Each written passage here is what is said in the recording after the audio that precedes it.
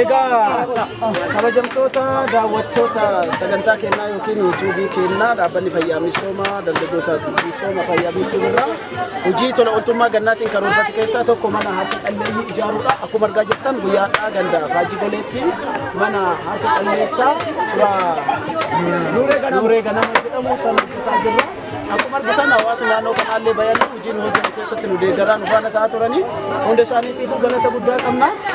Abaatanii odoo hin taane dhabaniitti illee namni rakkatu onneen kennitu jiraannaan wanti kennamu dhabamuu jedhani. Kanaafuu hundi kennaa namoonni akka isaanii kunniin ganda kana keessatti isaan qofaa miti. Meebii 2, 3, 4 illee ta'uu danda'u.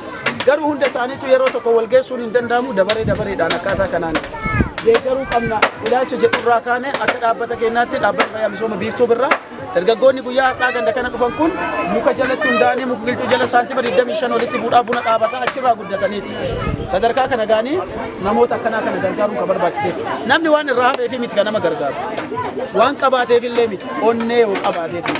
Kanaafuu ijoolleen keenya dhaabbata fayyaa misoomaa biiftuu birraa gootota nama deeggaruudhaan duubatti hin deebine kun waan mallaqatti tilmaamamu dhiiga isaanii illee gumaachanii lammii isaanii deeggaruudhaan warra hojii guddaa hojjetaa jiru. Kanaafuu daa'imman mana kana keessa galan daa'imman xixiqqoodha.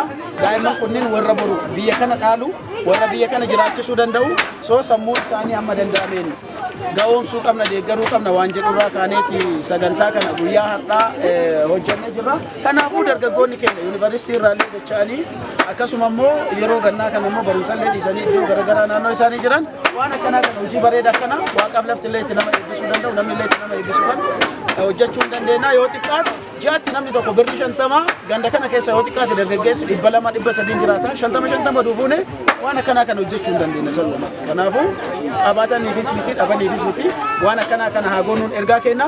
Guyyaadhaa mana ijaaruu keenyatti baay'ee tokko gammannee jirra. Akkuma argitan abbichi manni kun ijaaramaa ruufillee nama akkamii akka ta'an argaa jirtu. Maatiin mana kana keessa galullee namoota akkamii akka ta'an argaa jirtu. Kanaafuu hundi keessanuu hojii akkanaa kana ganna kana haa hojjennu ergaa jedhu isinii dabarsuu barbaada. Ani seenaa hojii tola ooltummaa guddaa hojjedheera. Dhiigallee gumaachinee uffatallee kennine daftarallee kennine waa baay'ee kennee jira. Wanni akka guyyaadhaas boqonnaa sammuu naa kennee akka illee jiru. Baay'ee galatoomaa ulfaadhaa isiniin jechuu barbaada. Hundi keessanuu hojii gaarii kanatti haa bobbaanuu isiniin jechuufi. Thank you ulfaadhaa galatoomaa waraabulaa deebana.